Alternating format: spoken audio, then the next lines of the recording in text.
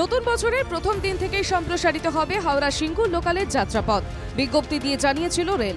1 জানুয়ারি থেকে একজোড়া সিঙ্গুর লোকালের একটি হরিপাল এবং অন্যটির তারকেশ্বর পর্যন্ত যাওয়ার কথা। তৃণমূলের ঘোষিত নীতি ধর্মঘট অবরোধে সামিল হবে না দল। দলীয় নীতির বিরুদ্ধে গিয়েই এদিন রেল অবরোধ সিঙ্গুরে, যার নেতৃত্ব দিলেন মন্ত্রী বেচারাম মান্না ও তার বিধায়ক শ্রী করবী মান্না। 15 বছর ধরে চলছিল এবং এই লোকাল ট্রেন সিঙ্গুরের মানুষের কাছে অত্যন্ত জনপ্রিয় ছিল। সেই লোকাল ট্রেনকে হঠাৎ করে পূর্ব রেলে তারা তুলে নেবার জন্য নির্দেশিকা জারি করেছে। তার বিরুদ্ধেই আমাদের প্রতিবাদ। যেটা মনে রাখতে হবে, রেল যদি এই সিদ্ধান্ত বাতিল না করে আমাদের আন্দোলন দীর্ঘস্থায়ী।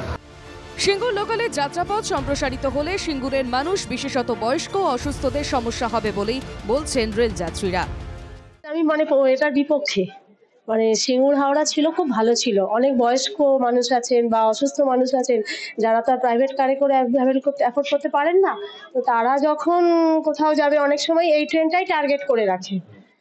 কেননা তারকেশ্বর বা আরামবাগ থেকে যে ট্রেনগুলো আসে উঠে আমরা দাঁড়াতে পারি না। যারা ডেলি প্যাসেঞ্জারি করি তাদের ক্ষেত্রে খুবই অসুবিধা।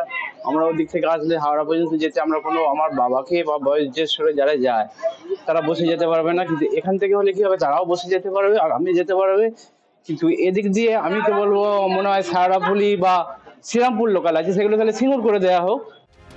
সিঙ্গুর লোকালের যাত্রাপথ সম্প্রসারিত হলে আরো অনেক বেশি মানুষের সুবিধে হবে বলছে বিজেপি। মানুষের সুবিধার্থে যদি রেল কর্তৃপক্ষ সিঙ্গুর লোকালকে হরিপাল পর্যন্ত এক্সটেনশন করায়, তারকেশ্বর পর্যন্ত এক্সটেনশন করায়, তাতে মন্ত্রীমশাইয়ের সমস্যা কোথায়?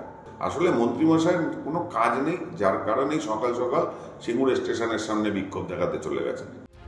মন্ত্রীর নেতৃত্বে প্রায় ঘন্টা দেড়েক ধরে চলে বিক্ষোভ। শেষ পর্যন্ত ট্রেনটি সিঙ্গুর থেকেই হাওড়া ফিরে যায়। রেলের বক্তব্য, কোনো ট্রেন বাতিল করা হয়নি, বৃহত্তর স্বার্থে ট্রেনের যাত্রাপথ সম্প্রসারণ করা হয়েছে। হুগলি থেকে প্রবীর প্রামাণিকের রিপোর্ট, NKTV বাংলা।